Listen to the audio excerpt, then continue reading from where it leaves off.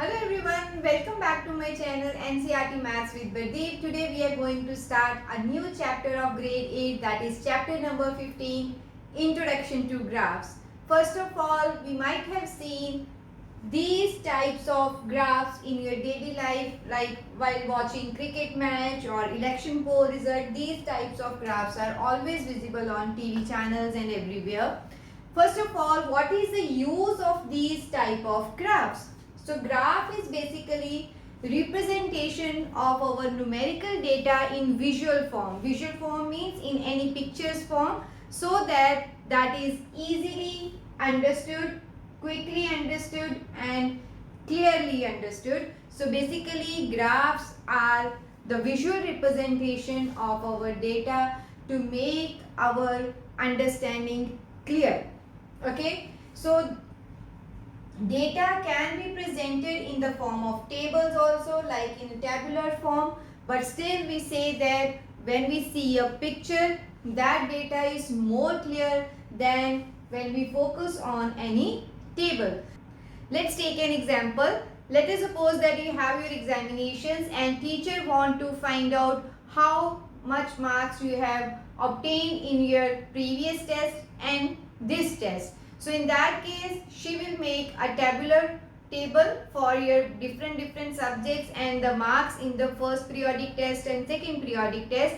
Then she has to compare. Okay, suppose like student A gets 50 marks in first test and 60 marks in second test. That means 10 marks increase. Okay, so similarly for every student she has to calculate that. But same thing means in tabular form she will write and you have to calculate by yourself how much increase or decrease is there. But in the same side, if same thing is represented in a graphical way, we can see the lines are going up or going down, or bars are there in which we can see whether the previous bar is smaller or the next bar is higher. So we can easily understood what is being represented in the given data. So we can say that with the help of graphs, we can have a clear comparison of the topic being discussed. Okay. So now let's see what are the different types of graph. The first one is bar graph, pie chart, histogram and then line graph. Bar graph is this type of graph in which these rectangular bars are given. Okay. And we can compare these bars like this. Suppose I am taking that this is maths, this is science and this is SST. That is, we are comparing the marks obtained by a student in different subjects. Suppose this is 40, this is 60 and this is 80. So we can see that for that particular student in maths he got 60 marks, in science is just 40 and SST it is 80. So we can have a visual representation of our data. When any graph in which these bars are given, rectangular bars are given, that is called bar graph. In pie chart we have a chart in which a circle is given and this is always, the data is always presented as a fraction of a whole. That means this full circle or 360-degree angle is for 1. And we will see what are the different fractions that is included in this data. Sometimes it is percentage, sometimes it is fraction. So we will discuss this in detail. Histogram. See, histogram is again similar to bar graph. Okay. But have you noticed any difference? The basic difference is here these bars are having gaps in between them. But in histogram there is no gap. They are consecutive bars. Okay. So this means here we will have a continuous intervals that we will discuss later. So this graph and this graph are not same. They have gaps, but here we don't have any gaps. And next is line graph. In line graph we will plot different points and then we will join them. So there will be different small line segments that may increase or decrease and we can compare our data. Okay. So now let's discuss all these graphs one by one. So now let's have a detailed discussion of bar graph first. Bar graph is used to show comparison among categories. That means we can have more than one different categories and we need to compare the values of those categories. In that case, we will use bar graph. So basically in bar graph, it may consist of two or more parallel, vertical or horizontal bars. Overall, so see this type of rectangles you will see in your graph, and these rectangles are called bars. Okay, so these bars should be parallel to each other, means we are comparing few categories and each graph, each bar should be parallel to each other. Okay, so but these bars can be vertical or horizontal. This is what is written. These should be parallel. This is the first point. Secondly, it can be vertical, it can be horizontal depending upon the axis represented. So in this case, these bars are vertical and here these bars are horizontal. Next is bar graphs can have double bars. This graph gives a comparative analysis. See, in this graph, I have only one rectangle. Sometimes in your questions, you may face this type of graph in which two joint bars are given. So this type of bar graph is called double bar graph, and this type of double bar graph is used for comparative analysis. Now let's see this with an example. This is a bar graph that I have made. In this graph, I have two axes, this and this. So this axis is horizontal axis, this is always x-axis and this is our y-axis. So on both the axes, we should mark our attributes. Like in this side, I have mentioned subjects. So I will write subjects on this axis and marks on this axis. This is very important to mark your axis, that axis is representing what data. So here we can just, when we have a look of this graph, we can see that on this axis these numbers are marks and on this axis these things are subjects. Okay. While having a look on this graph, we can see that this graph is basically representing the marks obtained by a student in three different subjects, that is English, Maths and Science. If we go into detail, we can see that in English, see this line we can join. In English, the marks obtained by student is 40. Okay. In Maths, the marks are 80 and in Science he got 60 marks. Means we can understand clearly from this graph that this graph is representing marks of a student in three different subjects and how many marks he has obtained in these subjects. Okay, so this is a bar graph. Same thing as I have already explained, the double bar graph. So if we look on this graph, we can see that this graph is again representing the same data, but now we have two different bars. Okay, so this is a comparative analysis of the same student in two different terms. We can see that in this graph I have made two different bars, but one bar is left blank and other one is having these slanting lines. Why this? Because I want to differentiate between the two bars, and here I have mentioned this, that this blank bar will represent the marks of term 1 and the bar that is having lines, it will represent the marks of term 2. So overall, when we look at this graph, we can compare the marks obtained by the student in all these subjects in different terms. So if I read this graph, I can see that in English, during term 1, this is for term 1 graph. So during term 1, he got only 40 marks, but in second term, his marks are increased to 60. That means there is an increase in the marks obtained by him in the different terms. Okay. So if we look here, we can see that for term 1, he got 80 marks, but for term 2, if we see, this is 75 marks. That means that there is a decrease of 5 marks in term 2 as compared to term 1 in case of Maths. Now let us see this Science subject. See these bars are at the same height. That means in both the terms the student is getting same marks, that is 60. So there is no increase or decrease in science subject. Or overall we can say that on this graph we can have a comparative analysis of the same student in two different terms, and this is a clear representation or clear picture of his performance. Okay, so this is all about bar graph. Now let's move on to the pie chart.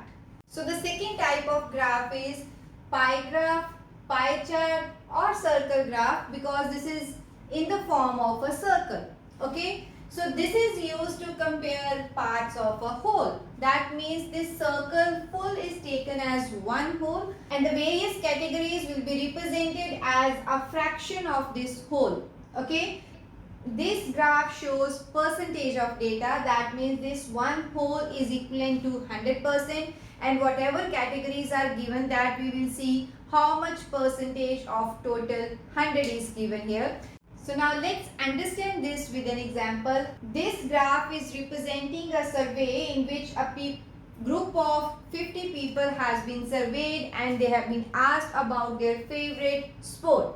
Okay, so they are given with these options, that is cricket, football or hockey. They have to select one option from this, and then that data is represented in this form. So this data shows that, see, this one full circle is divided into half. Okay, so half means 50%. So 50% of the people surveyed said that their favorite sport is cricket. Okay, and then out of 100, 50 is already covered here. So in remaining 50, see, 20% people say that football is their favorite sport, but 30 people say that hockey is their favorite sport. That means this graph is representing our data in percentage form, or we can say in fraction form, that out of total 50 people, what is the percentage of the people that likes cricket, football or hockey. So this is our pie chart. How to draw a pie chart, that you can refer my video in chapter number 5, that is data handling. So now let's move on to the next type of graph. So now let's see what is a histogram. Histogram is similar to bar graph that shows data in intervals. Interval means now continuous data will be given to you and we will plot a histogram. It has adjacent bars over the intervals. That means there will be a continuous data and all the bars, similar to bar graph, they are joined with each other, or they are consecutive bars are given. There are no gaps between bars because there are no gaps between intervals. Since all the intervals are one after the another, they are continuous, so the bars are also continuous, so there is no gap in between them. So now let's see what basically I am telling you. Suppose we are given with this table in which two different parameters are given. One is weight, that is weight is given in kg. So there are three different categories, that is how many people are there in which the weight range is 40 to 45, next 45 to 50 and then 50 to 55. So we can read from this table that 4 people are having weight in the range 40 to 45, 12 people fall under category of 45 to 50, and there are 10 people whose weight lies between 50 to 55. Okay, so now we can see from here that where one range ends, the second starts from that value. That is, it ends at 45, the next should start from 45. That is what it is written. They are intervals. Interval means this particular range is given and they are continuous because there are no gaps. Okay, so now let's see how to make a histogram of this data. In this histogram, again we will make a graph in which two axes are defined. We will mention which axis is having which data. Suppose I have taken this y-axis for number of persons, so I will mark here number of persons, and this x-axis I am representing for these intervals. So what is the heading here? Weight, that I should mention here. Sorry, I have to write kilograms also, means whatever units are there, that also you should mark here. So this is our y-axis, this is our x-axis. Okay, so now I have make one jagged line here. This also I have written here, jagged or broken line. Why I am writing this? Because see, our interval starts from 40. Okay, so the joining point of x and y axis is always represented as origin, that is 0. So here data is 0, 2, 4, 6, 8, 10. That means continuous, the data is increasing. But here our graph starts from 40. Okay, so that means this much unit is representing 5 values, but this cannot be equal to 40. So we will break that graph, we will make this broken line, okay, or also we call it as king, which shows that the data from 0 to 40 is not given to us, so we are not showing that data, so this graph is broken. Our graph starts from 40. Okay, so now let's make, for 40 to 45 there are 4 number of persons. So what we are going to do is we will make a bar that is from 40 to 45 till 4. See, this is the value of 4. So what we will do is we will mark one line and join this. Okay, so this first bar will indicate that 4 persons come under category of 40 to 45. Next is 45 to 50. So there are 12 people. So we will extend this bar like this.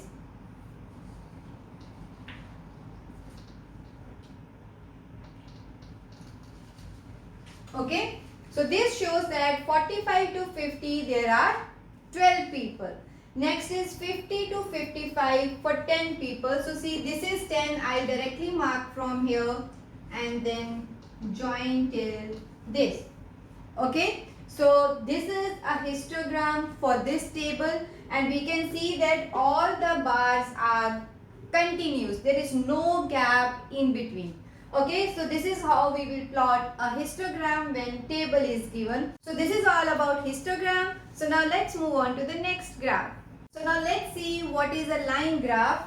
It displays data that changes continuously over periods of time. Okay, so sometimes distance time relation is given, speed time relation is given, and that type of graph can be best represented in line graph. Suppose this table is given in which we are traveling a distance by car in different hours. Okay, so after 1 hour we have covered 40 kilometers, for second it is 60, after 3 hours journey it is 70 kilometers, and for 4 hours it is 100 kilometers. Suppose I have to represent this data in the form of line graph. Let's see how to make that.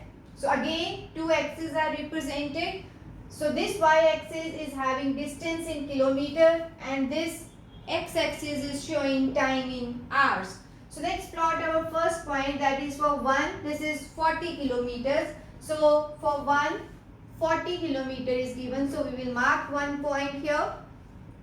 Okay. For 2, this is 60. For 2, this is 60. So somewhere here. Okay. For 3, this is 70. So since this is 60, this is 80, middle of this will represent 70. Okay. So somewhere here. And next is for 4, it is 100. So for 4, we will mark here, that is 100. After plotting these points, we will join them. So small line segments will be there. So this is like this, then this and this. Okay. So let us suppose that this is our A point, B, C and D. So we can see that in this line graph we have AB, BC and CD line segments. So this type of graph is line graph. Okay. Sometimes they will tell you about linear graph. Linear graph is same as line graph, but these broken lines, or we can say that these line segments are continuous. Okay, if the car is traveling with a constant speed, then this graph will be something like this. Okay, when we get a straight line, that type of graph is linear graph. Okay, that means a line graph consists of bits of line segments joined consecutively. Sometimes the graph may be a whole unbroken line. That type of graph is linear graph, like this. Okay, it starts at one point, B also line on the same line, C also same, and D also same. That means all the points are collinear or they lie on the same line. That type of graph is linear graph. So this is all about the different types of graphs. Now let us see how to draw the graph. So now let's see how to draw a line graph or how to plot a particular point on your graph. In your examination or in your classroom, you will be provided with this type of graph paper. This is actually a square grid in which all the small squares are given. Some lines are dark, some lines are very light. Okay, so we have to plot a graph on this sheet. In this sheet, what we should do is we should draw our x and y axis first. So always this horizontal line is taken as x-axis and this vertical will be taken as y-axis. That means whatever data is given to you, so we will analyze our table and then we will plot our x-axis on this side and y-axis on this side. So whatever heading is given for x-axis, that we will mark here, and whatever heading is for y-axis we will mark on this side. Second thing is how to plot your point. In that case, we will mark our different sets and then we will see where our point lies. So let's see how to do that. Suppose I have to plot these 2 points, that is A as 2, 3 and B as 5, 2. Now let's see how to plot this point. X coordinate is 2 and y coordinate is 3. So first value is always x coordinate and second is always y coordinate. Sometimes in your multiple choice questions you may be asked what is the other name of x coordinate or y coordinate. X coordinate is also referred as abscissa and y coordinate is also represented as ordinate. That means sometimes they will tell you plot a point whose abscissa is 2 units and ordinate is 3 units. Abscissa means x coordinate is 2 units and ordinate means y coordinate is 3 units. So let's first plot this. We should find a point A which is 2 units from the x-axis and 3 units from the y-axis. So what you will do is we will mark x and y axis. This intersection point is always origin. So we will move 2 points towards x axis. So this is origin 1 and 2 means here. Okay. So we are here now and then from this point 3 units are towards the y axis. So means from this is 1, 2, 3. So this point. Okay. So this is our point A which is 2 units from x-axis and 3 units from y-axis. Okay. So this is A. Next is B.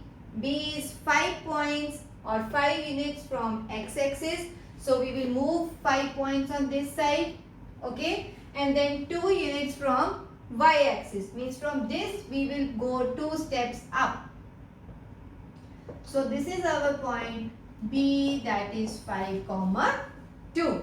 Sometimes they will ask you to represent some negative points also. Suppose I am saying that mark minus 1, 2. Okay. So now see x is minus 1. So if this is origin, we will go on this side and mark this point as minus 1, minus 2 and so on. So our point is minus 1 on x-axis and 2 on y-axis. So minus 1 is this and 2 on y-axis it will be this. So minus 1, 2. Okay. Sometimes let it be minus 1, minus 2 and minus 3. So this is positive y-axis, this is negative y-axis. this is always positive x-axis, and on left side this is always negative x-axis.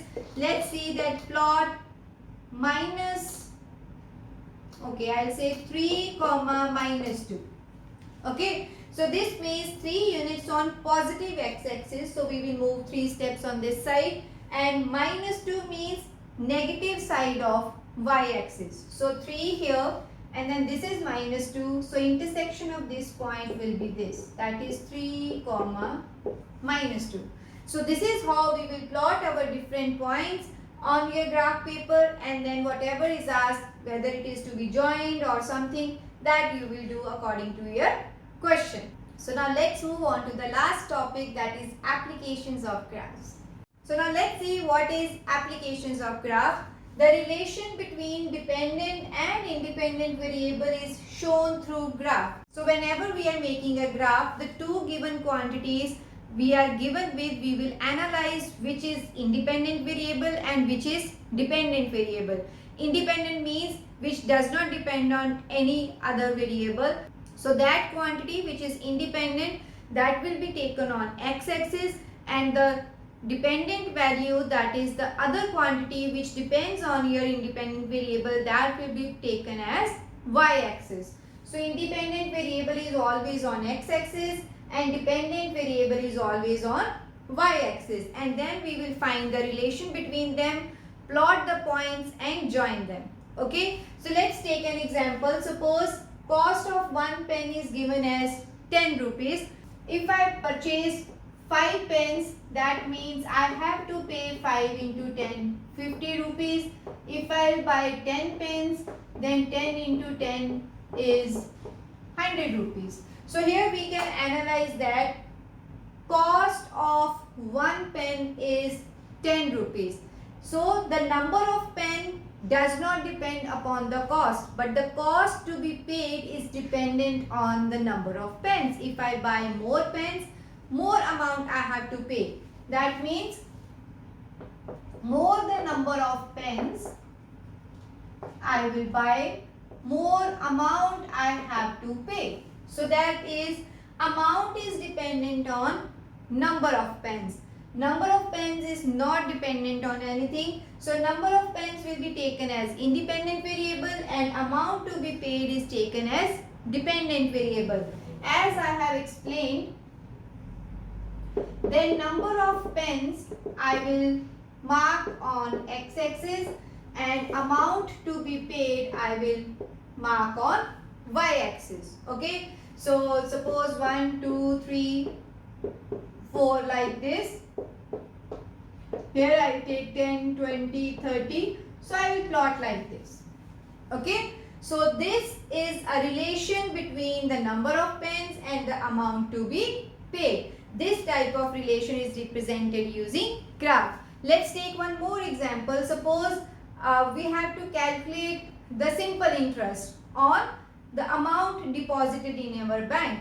So in this case also we have two different quantities, that is amount deposited and simple interest. So again we have to identify which is independent, which is dependent. So we can say that simple interest has formula P into R into T by 100. That means simple interest that the bank will give us will depend upon the amount deposited.